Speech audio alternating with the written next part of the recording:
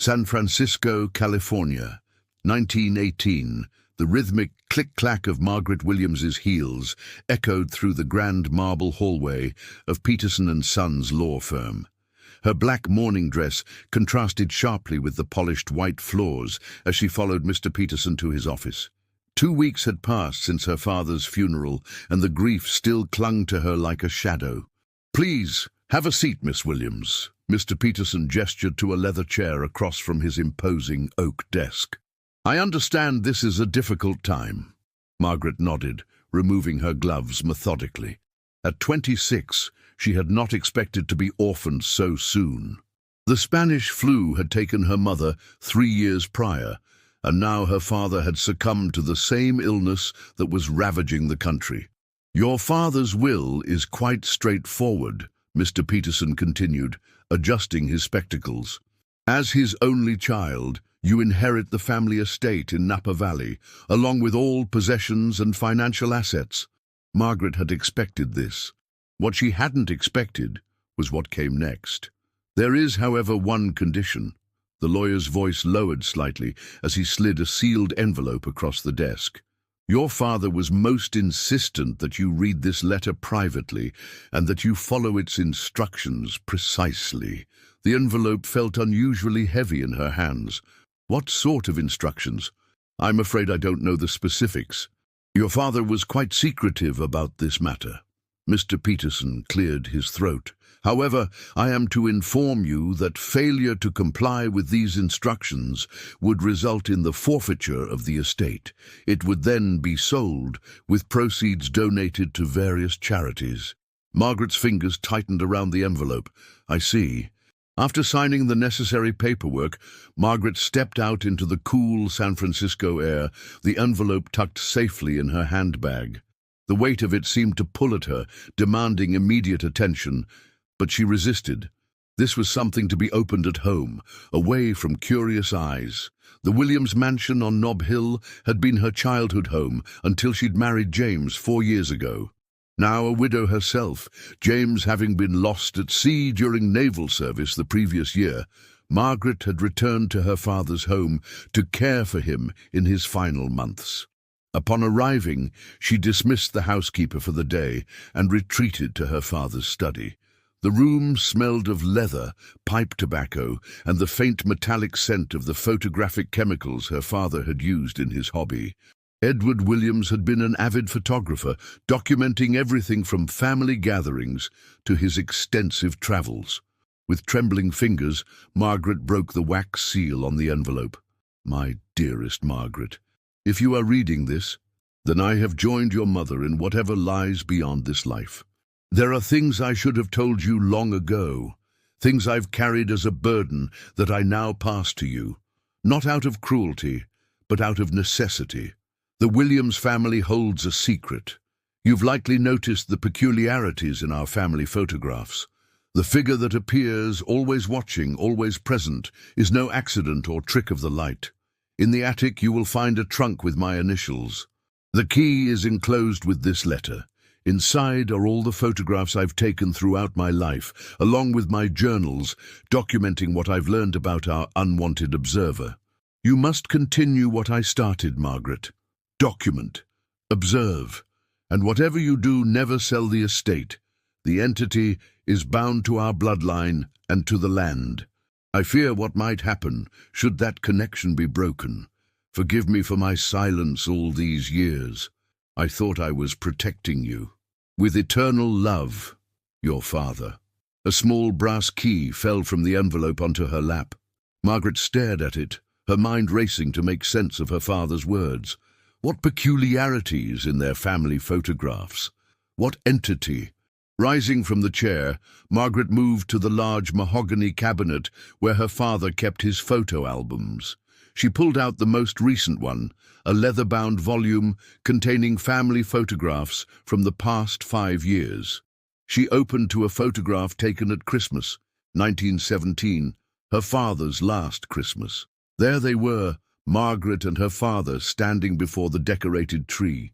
But in the background, partially obscured by shadow, was a figure she had never noticed before, a face, indistinct but undeniably present, staring directly at the camera. Heart pounding, Margaret flipped to another photograph, a garden party from summer 1916. Again, among the guests, a blurry face she couldn't recognize, looking straight at the lens. Photograph after photograph revealed the same unsettling presence, a figure that somehow appeared in every picture, always looking at the camera, never at the subjects. How had she never noticed this before? With shaking hands, she returned the album to its place and headed for the attic stairs, the brass key clutched tightly in her palm. The attic was dimly lit by a single window, dust particles dancing in the shaft of late afternoon sunlight. Margaret found the trunk immediately, a large cedar chest with her father's initials, E.W., embossed in tarnished brass. The key turned with a heavy click, and the lid creaked open to reveal stacks of journals and photographic prints, meticulously organized by date. On top lay a leather-bound journal labeled 1887-1890. Margaret opened it to the first page. April 15th, 1887. Today I received the camera my father used throughout his life. Mother insisted I have it after his passing. I took my first photograph, a simple portrait of Mother in the garden. Upon developing it, I noticed something strange in the background. A face I do not recognize, staring directly at the camera. When I asked Mother about the stranger in the photograph, she grew pale and refused to discuss it further. Margaret's blood ran cold. She flipped through more pages, stopping randomly throughout the journal. June 3rd, 1888. I've examined every photograph taken with my father's camera. The face appears in all of them, though sometimes it's merely a shadow or a blur, always watching. I asked my uncle about our family history today. He was reluctant to speak, but eventually told me that our ancestor, Thomas Williams, made his fortune in the California gold rush, not through mining, but through a mysterious partnership that brought him sudden wealth. Uncle claimed Thomas spoke of making a deal that would benefit generations of Williams to come. When I pressed for details, Uncle grew agitated and left abruptly. Margaret continued reading, journal after journal, as the daylight faded into dusk. Her father had documented decades of research, consultations with spiritualists, correspondence with experts in the occult, trips to libraries across the country. The story that emerged was disturbing. Thomas Williams, her great-grandfather, had indeed come to California during the gold rush of 1849. Desperate and destitute after months of fruitless mining, he had allegedly encountered a strange man who offered him wealth beyond imagination in exchange for a place in his family. The exact nature of this pact was unclear, but shortly after, Thomas discovered a massive gold deposit that made him one of the wealthiest men in California. The strange figure began appearing in family photographs soon after the invention of the camera. According to her father's research, the entity seemed bound to the Williams bloodline and to the land where the original pact was made, the very estate Margaret had just inherited. As she read deeper into the night, Margaret discovered her father's increasing obsession with breaking whatever hold this entity had on their family. His later journals detailed rituals attempted, specialists consulted, even a trip to New Orleans to meet with a renowned voodoo priestess. Nothing had worked. The final journal entry, dated just 3 weeks before his death, sent a shiver down Margaret's spine. March 2nd, 1918. It watches me constantly now, no longer content to appear only in photographs. I see it from the corner of my eye, in mirrors, windows, any reflective surface. Last night I woke to find it standing at the foot of my bed. Not a dream, not a hallucination. It was there. I fear my time grows short. The priestess in New Orleans warned that each generation of Williams must uphold the pact, must provide the entity with what it needs, a connection to our world through our bloodline. With Margaret being my only child and James gone, the burden will fall solely to her. God forgive me for what I've brought upon my daughter. Margaret closed the journal, her mind reeling. Outside, the wind had picked up, whistling through the eaves of the old house. The attic suddenly felt colder, the shadows deeper. As she rose to leave, her gaze fell on a large envelope at the bottom of the trunk, labelled "Most Recent, February 1918. Inside was a single photograph, larger than the others. It showed her father in his study, this very study, looking haggard and afraid. And behind him, no longer a blur or a shadow, stood a figure in sharp focus. A man, if it could be called that, with features too elongated to be natural, dressed in clothing from another century. Its eyes, fixed on the camera, seemed to follow Margaret as she moved the photograph under the light. A sudden noise from downstairs made Margaret jump. A door closing? But she was alone in the house, wasn't she? Clutching the photograph and her father's final journal, Margaret descended from the attic. The house felt different now, alive with watchful silence. In the hallway mirror, she caught a flicker of movement behind her reflection, but when she turned, there was nothing there. Margaret spent a restless night, doors locked, lights burning. By morning, she had made her decision. She would not run from this inheritance. She would face it, understand it, and find a way to end whatever pact her great-grandfather had made. But first, she needed proof, something concrete to convince herself that she wasn't simply succumbing to grief-induced paranoia. She retrieved her father's camera from his study, loaded it with film, and set up a self-portrait in the garden. After developing the photograph in her father's darkroom, Margaret stared at the result with a mixture of horror and grim validation. There she sat on the garden bench, spring flowers blooming around her, and standing directly behind her, one elongated hand resting almost tenderly on her shoulder, was the figure from her father's photographs. Clearer now, more substantial. A terrible thought struck her. It was growing stronger. April passed into May, and Margaret's investigation deepened. She converted her father's study into a research center, walls covered with photographs spanning generations of the Williams family. The entity's presence was consistent throughout, from blurry apparitions in the earliest daguerreotypes to increasingly distinct appearances in more recent pictures. She had written to several experts mentioned in her father's journals, but responses were slow in coming. The Spanish flu epidemic had disrupted mail service, and many of the spiritualists and occult researchers her father had consulted were either dead or unreachable. One morning, while reorganizing her materials, Margaret found a business card tucked into one of the later journals. Dr. Elias Thornfield, Parapsychological Research, Berkeley University. A handwritten note on the back read, "Promising, approached after my lecture, believes my account. Meeting scheduled April 10th. April 10th, 5 days after her father had fallen ill. The meeting had never taken place. Margaret immediately wrote to Dr. Thornfield, explaining her situation in careful terms, not wanting to appear hysterical. To her surprise, a telegram arrived just 2 days later.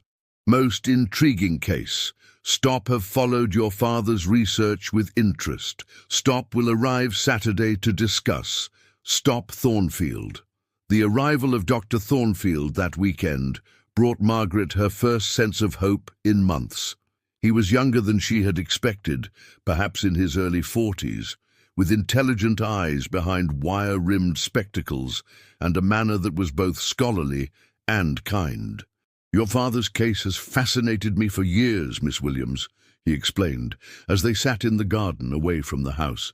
"His documentation is perhaps the most thorough record of a generational haunting I've ever encountered." "Then you believe it's real?" Margaret asked. "That there's something attached to my family?" "I believe your father was experiencing a genuine phenomenon, Doctor," Thornfield replied carefully. "Whether it's supernatural in origin or has some other explanation remains to be determined. That's why I've brought this." He opened his leather case to reveal an array of scientific instruments, a thermometer, a barometer, what appeared to be a modified camera, and several other devices Margaret didn't recognize. The latest in parapsychological research equipment, he explained. We'll set up monitoring throughout the house, focusing on areas where you've experienced the strongest manifestations. For the next 3 days, Dr. Thornfield conducted his investigation. Temperature readings were taken at regular intervals throughout the house. Photographic plates were exposed overnight in empty rooms. The doctor even brought a primitive recording device to capture any unusual sounds. The results were undeniable. Photographs taken by Dr. Thornfield's specially modified camera showed the same figure that appeared in the family photographs. Temperature readings plummeted in rooms moments before the entity was felt. Most disturbing were the audio recordings, scratchy and distorted, but clearly capturing a voice that was neither Margaret's nor the doctor's, whispering in an archaic dialect that Thornfield struggled to translate. "It seems to be repeating the same phrase," he told Margaret on the 3rd evening as they reviewed the evidence in the kitchen, the only room that had shown no signs of activity. "Remember the covenant. Does that mean anything to you?" Margaret shared what she had learned about her great-grandfather's pact. A covenant with whom or what? Dr. Thornfield wondered aloud. And what exactly were the terms? "My father seemed to believe it was tied to the land and to our bloodline," Margaret said. "That each generation needs to, I'm not sure, acknowledge it? Feed it in some way? Psychic entities often require recognition to maintain their power," Thornfield mused. "Attention is a form of energy. Your family has been documenting this presence for generations, focusing on it, fearing it, potentially strengthening it with every photograph taken." A new thought struck Margaret. "Dr. Thornfield, what if we stopped? What if I destroyed the camera, burned the photographs, refused to acknowledge its existence?" The doctor frowned. "That could be dangerous. Entities that have established such long-term connections don't typically respond well to being ignored. Besides, your father's notes suggest there was a specific agreement. Breaking it outright might have consequences. What other choice do I have?" Margaret's voice rose in frustration.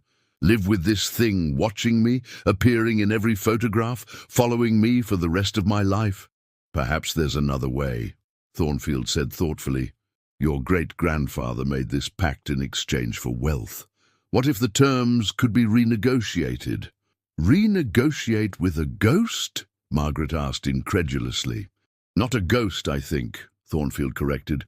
"Something older, something that was here before your family, before the gold rush.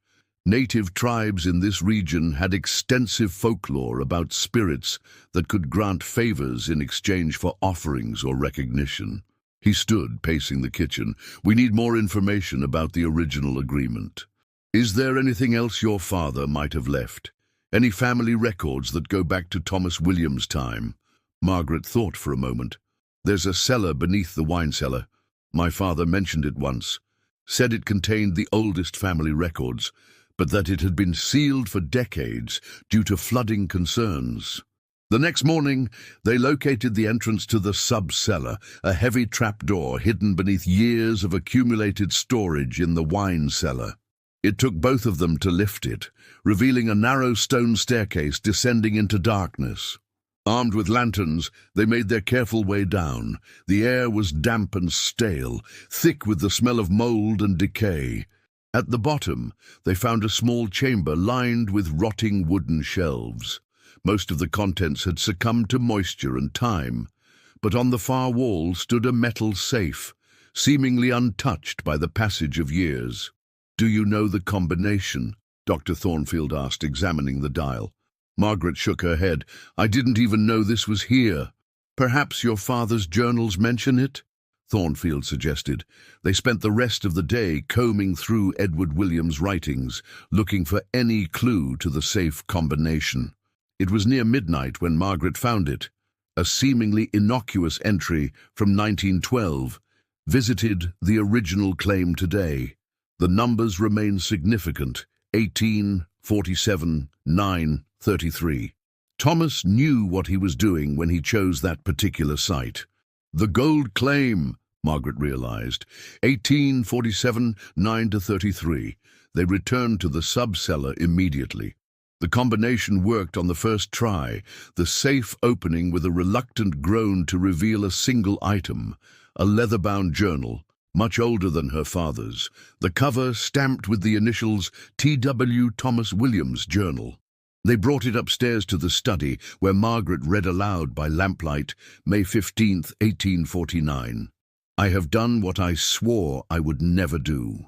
I have made a bargain with the being that the natives call the Watcher in the shadows. 3 months of failure in the goldfields had left me desperate, my funds depleted, my health failing. When the dark man approached me at my camp, I knew he was not human despite his appearance. His offer was simple: boundless wealth in exchange for becoming part of my bloodline, a place in my family's memory, captured for eternity. I asked what this meant, and he said only that he wished to be remembered, to be seen. When new methods of capturing images came into being, he would appear in them, watching over the Williams family. This seemed a small price for the wealth he promised. He led me to a stream I had panned a dozen times before. This time, the water ran over nuggets of gold, so numerous it seemed impossible I had missed them. Within a week, I had more wealth than I could have earned in 10 lifetimes of honest work.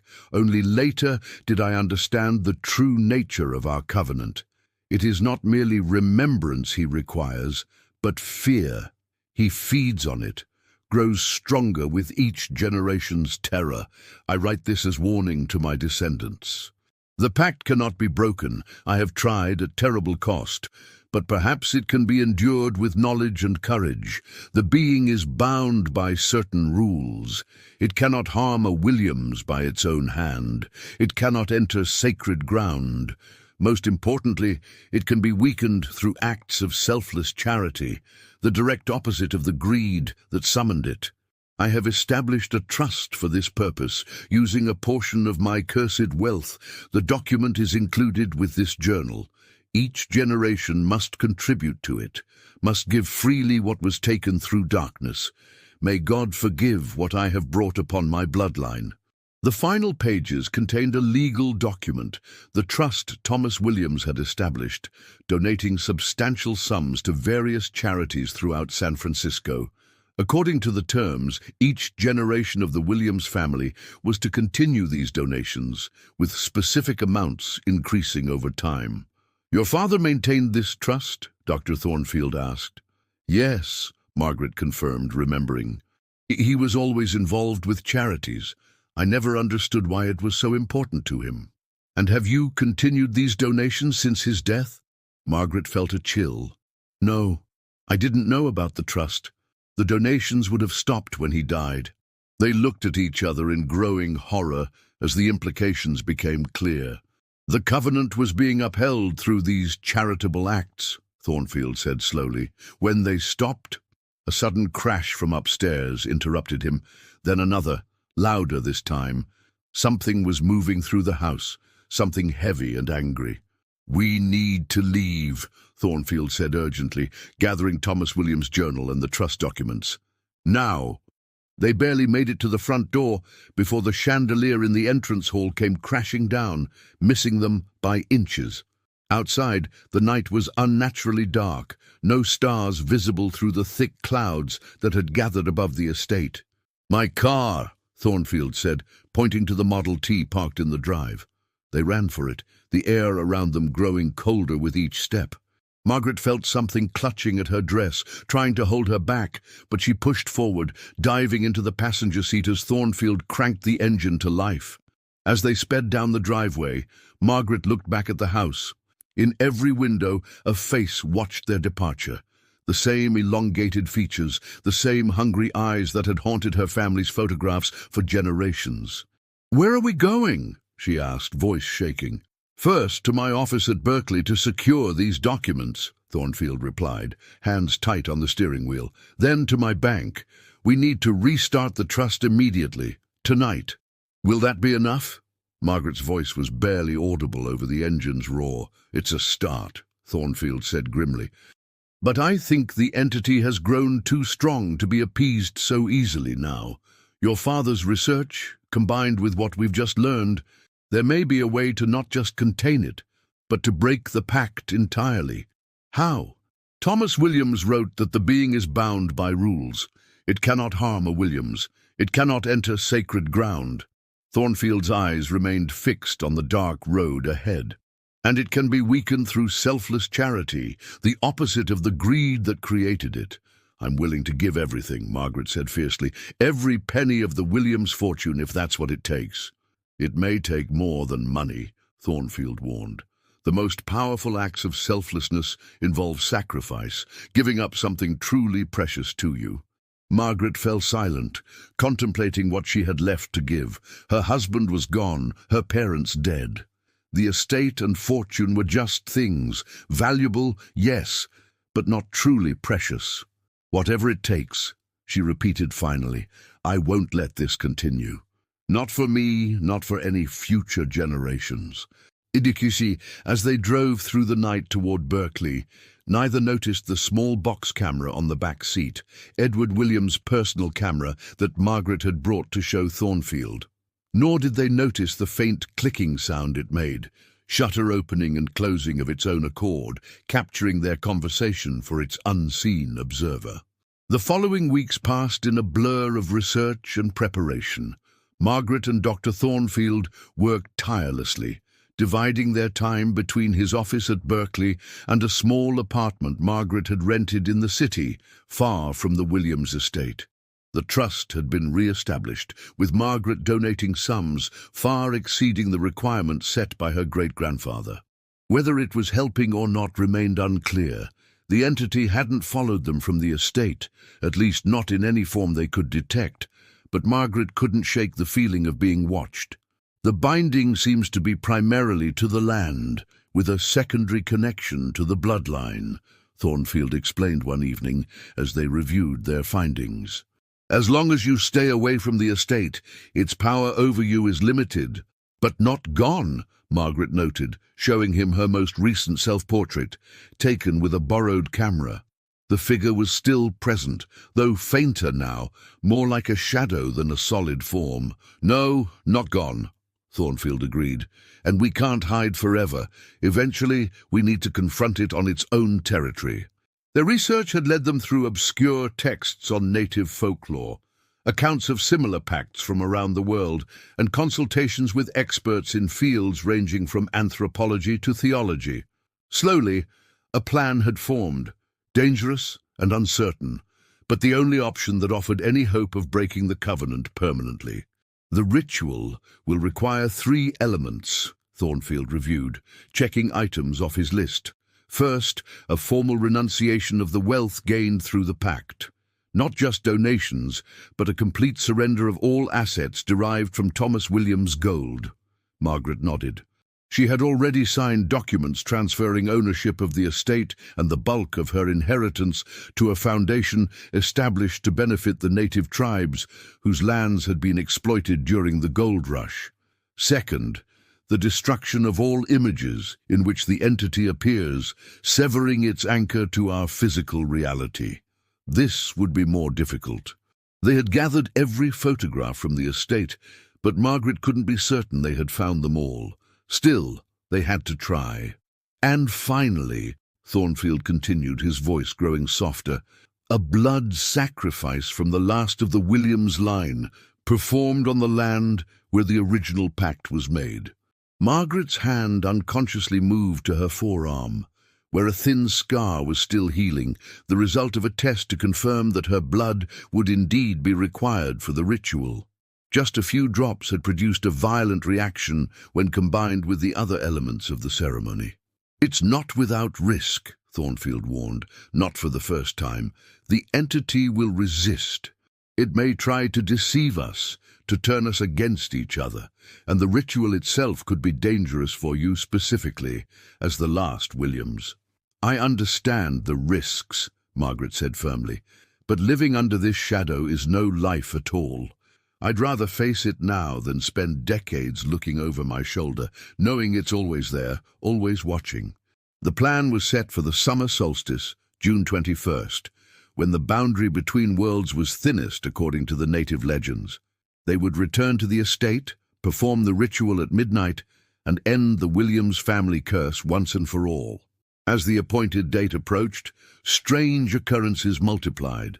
Margaret's landlady reported hearing conversations from her apartment when Margaret was known to be out. Letters arrived containing photographs Margaret had never seen. Old family pictures with the entity circled in red ink, growing clearer and more threatening with each image. Most disturbing was the telegram that arrived 3 days before the solstice, supposedly from Thornfield, cancelling their plans and warning Margaret to flee the country immediately. When she called his office in alarm, the real Thornfield had no knowledge of the message. "It's trying to separate us," he told her gravely. "It knows what we intend to do." On the morning of June 21st, they loaded Thornfield's car with everything they would need for the ritual. Sacred herbs gathered from a native medicine man who had agreed to help them, silver mirrors to trap the entity's reflection, and the ceremonial knife that would draw Margaret's blood at the crucial moment. The drive to Napa Valley was tense with anticipation. As they approached the estate, the sky darkened with unnatural speed, heavy clouds gathering directly over the Williams property. "It knows we're coming," Margaret whispered. The house stood silent and empty as they pulled up the long drive. No lights burned in the windows, though shadows seemed to move behind the glass. The front door swung open at Margaret's touch, as if the house had been waiting for her return.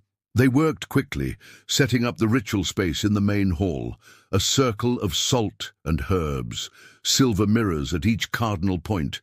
In the center, a brass bowl for burning the photographs, and beside it the ceremonial knife. "We should begin with the photographs," Thornfield directed, checking his pocket watch. "We have 3 hours until midnight. The entity will grow stronger as we get closer to the appointed time." One by one, they fed the photographs into the bowl, igniting them with matches blessed by the medicine man.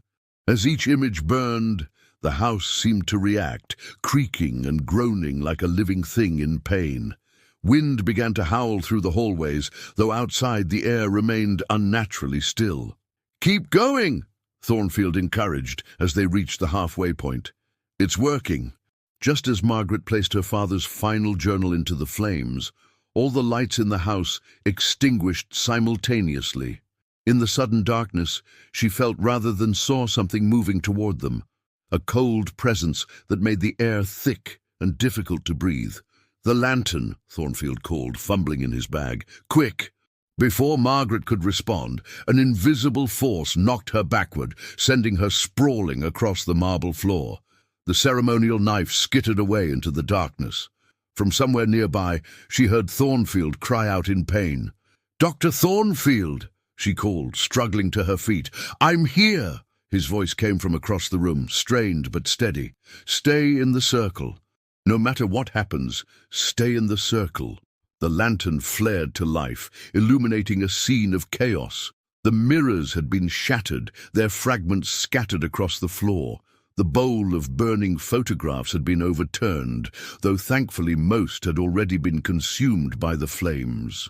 And standing just outside the salt circle was a figure Margaret recognized from countless photographs. The entity, fully materialized now, its elongated features twisted in a parody of a human smile. "Margaret Williams," it spoke, its voice like dry leaves rustling. "Last of the line. I've watched you since birth, waiting for this moment." "What moment?" Margaret demanded, fighting to keep her voice steady. "When the pact is fulfilled, when I claim what was promised." The entity moved around the circle, testing its boundaries. Where it touched the salt line, blue sparks flared. "Your ancestor offered me a place in his family, not just to be seen, but to be joined with the Williams bloodline." That's not the agreement," Thornfield interjected, moving carefully to Margaret's side. "Thomas Williams promised only remembrance." The entity's laugh was a terrible sound, like breaking glass. "Is that what his journal says? The words of a frightened man trying to protect his descendants? No, the true covenant was for union, for me to become part of the Williams line itself." "You're lying," Margaret said, but doubt had crept into her voice. Am I?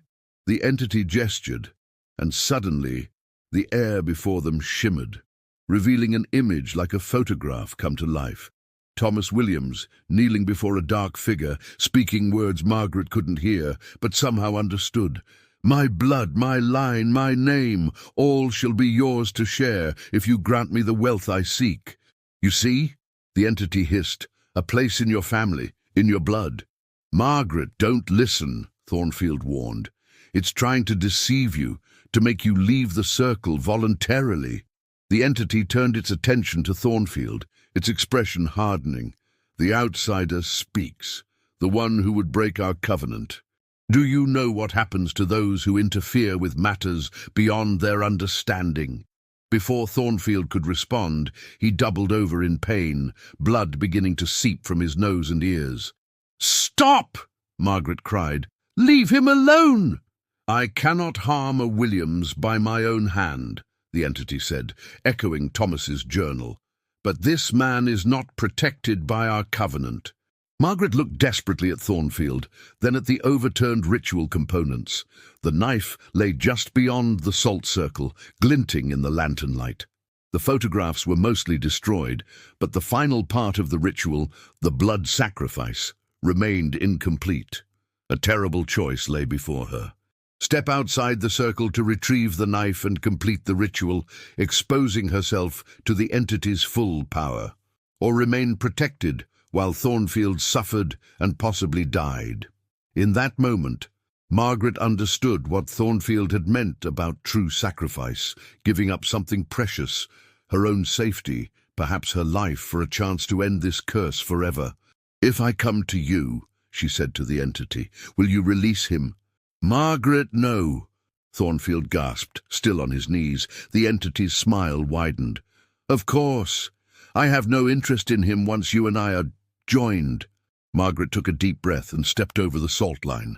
Immediately the air around her grew frigid. The entity moved with inhuman speed, closing the distance between them in a heartbeat. Its cold hands gripped her arms with surprising strength.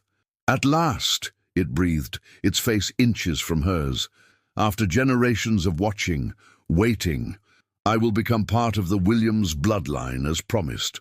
But Margaret had not come unprepared.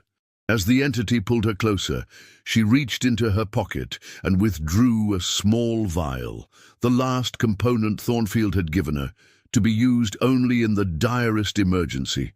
My blood, freely given, she whispered, uncorking the vial. Not taken. Before the entity could react, Margaret flung the contents of the vial, her own blood, drawn earlier that day and blessed by the medicine man, directly into its face. The effect was instantaneous and horrifying. The entity released her with a shriek that shattered the remaining windows. Its form began to waver, solid one moment, transparent the next, as if struggling to maintain its presence in the physical world. Margaret didn't waste the opportunity. She lunged for the ceremonial knife, seized it, and sliced her palm in one swift motion. Blood welled from the cut as she spoke the words Thornfield had taught her. By my blood, last of the Williams line, I renounce the covenant made by Thomas Williams. I surrender all wealth gained through this pact. I reclaim my family's soul and banish you from our bloodline forever. Her blood dripped onto the floor, forming patterns that seemed to glow with an inner light. The entity convulsed, its form stretching and contorting impossibly as it fought against the ritual's power. You cannot break the covenant, it howled. The Williams name is mine. Then I renounce the name, Margaret declared, her voice growing stronger. From this day forward I am Margaret Williams no more. The line ends with me. The entity lunged for her one last time, but its form passed through her like smoke. Around them, the house began to shake, plaster falling from the ceiling, floorboards splitting with sharp reports like gunshots. We need to leave, Thornfield urged, recovered enough to stand. Now, the ritual is breaking its connection to the land. They ran for the door as the house began to collapse around them. Behind them, the entity's shrieks grew fainter, more distant, as if it were being pulled away into some unseen dimension. They barely made it to the car before the Grand Williams estate, built with gold tainted by an unholy pact, collapsed in on itself like a house of cards. As they sped away, Margaret looked back one last time. Where the mansion had stood was nothing but rubble and rising dust, and for the first time in her life she felt truly unseen, free from the watchful eyes that had followed her family for generations. "Is it over?" she asked quietly. Thornfield didn't answer immediately, his gaze fixed on the road ahead. Finally he said, "There's one way to be certain." At a small photography studio in San Francisco the next day, Margaret sat for a portrait. When the photograph was developed, she studied it with trembling hands. The image showed only Margaret, seated in a plain chair against a simple backdrop. No elongated figure lurked in the shadows. No strange face stared at the camera. For the first time in the history of the Williams family, a photograph contained only what it should. Nothing more, nothing less. "It worked," Margaret whispered, tears filling her eyes. "It's really over." Dr. Thornfield studied the photograph carefully. "It appears so. The entity is gone." He placed a comforting hand on her shoulder. "You've done what generations of your family could not. You freed yourself from the covenant." In the weeks that followed, Margaret struggled to rebuild her life. True to her word, she had surrendered the Williams fortune, keeping only enough to establish a modest living for herself. She had even legally changed her surname, adopting her mother's maiden name of Bennett. The physical wounds from the ritual had healed quickly, but the psychological scars ran deeper. Margaret found herself unable to sleep in dark rooms, jumping at shadows and avoiding cameras whenever possible. Dr. Thornfield suggested she leave California entirely, start fresh somewhere with no connection to her family's troubled past. "I've been offered a teaching position at Columbia University," he told her over tea one afternoon in late July. "New York is about as far from San Francisco as one can get in this country. You might consider coming east as well." Margaret considered the offer. There was nothing keeping her in California now. No family, no home, no inheritance. "Perhaps I will," she said finally.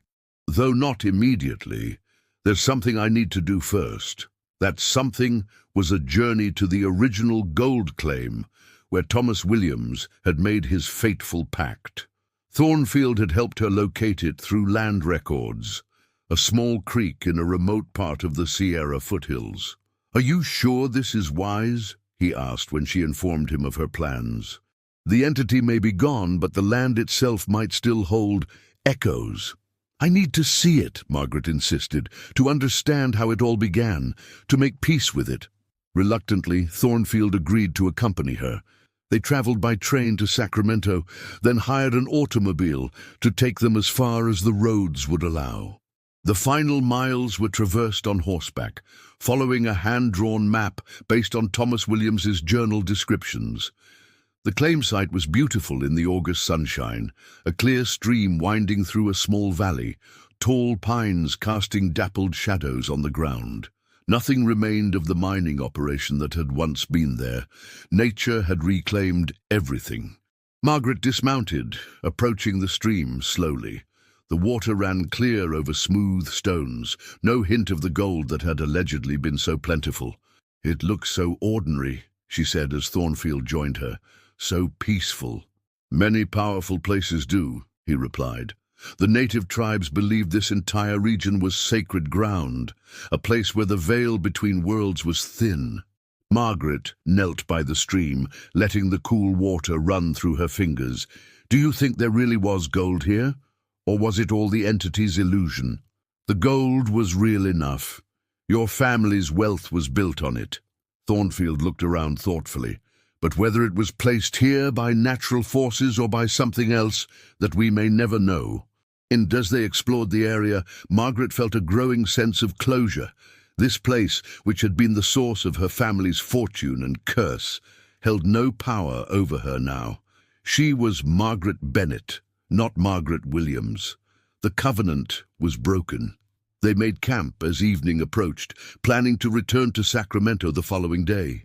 As darkness fell, they sat by a small fire, the stars incredibly bright in the clear mountain sky. "What will you do now?" Thornfield asked, poking at the embers with a stick. "In New York, I mean, should you decide to come." Margaret had given this considerable thought during their journey. "I'd like to study psychology," she said, "particularly the intersection of psychology and parapsychology. There must be others out there with experiences similar to my family's. Perhaps I could help them." Thornfield nodded approvingly. "Columbia has an excellent psychology department, and with your first-hand experience, you would bring a unique perspective to the field." They fell into comfortable silence, listening to the night sounds of the forest. After a while, Margaret retrieved something from her pack, a small box camera newer than her father's. "Would you mind taking my photograph?" she asked, holding it out to Thornfield. "Here, where it all began. I want to remember this moment." Thornfield looked surprised, but took the camera. "Are you certain? I thought you were avoiding photographs." "I need to know I can do this," Margaret said firmly, "that I can look at a photograph of myself without fear of what else might be in it." Understanding, Thornfield positioned her near the fire and took the picture. They would have to wait to develop it, of course, but the act itself was cathartic for Margaret, a reclaiming of something that had been tainted for her entire life. As they prepared for sleep, Margaret felt a peace she hadn't experienced in months. Tomorrow they would leave this place and begin the journey east, toward a new life free from the shadows of the past. In the middle of the night, Margaret woke suddenly, unsure what had disturbed her sleep. The fire had burned down to embers, casting a faint red glow over their campsite. Thornfield's steady breathing came from his bedroll nearby. Something had changed in the atmosphere, a heaviness, a feeling of expectation. Margaret sat up slowly, her eyes adjusting to the darkness. By the stream, barely visible in the faint moonlight, stood a figure. Margaret's heart seemed to stop. No, it couldn't be. The covenant was broken, the entity banished. She had seen the proof in the photograph. Yet as her vision cleared, she could make out the unmistakable elongated features, the two long limbs, the ancient clothing. "You're not real," she whispered, her voice barely audible. "You're gone." The figure turned toward her, and Margaret realized with a jolt that while it resembled the entity from the photographs, it was not identical. This being was somehow older, more primal. When it spoke, its voice seemed to come from the ground itself, from the trees, from the water, from everywhere and nowhere. "The one you banished was but a fragment," it said, "a shadow of what dwells here. Your ancestor made his pact not with a single entity, but with this place, this sacred ground where worlds touch." Margaret fought the urge to wake Thornfield. Something told her this confrontation was meant for her alone. "What do you want from me?" she asked, forcing strength into her voice. "The Williams line is ended. The covenant is broken." "Is it?" The being moved closer, its form shifting slightly with each step, as if it couldn't quite decide what shape to take. "You live. You breathe. You carry the blood, regardless of what name you now claim." Margaret stood facing the entity directly. "I fulfilled the terms. I gave up everything, the fortune, the estate, even the name. I paid the price to break the pact. You broke one bond, yes.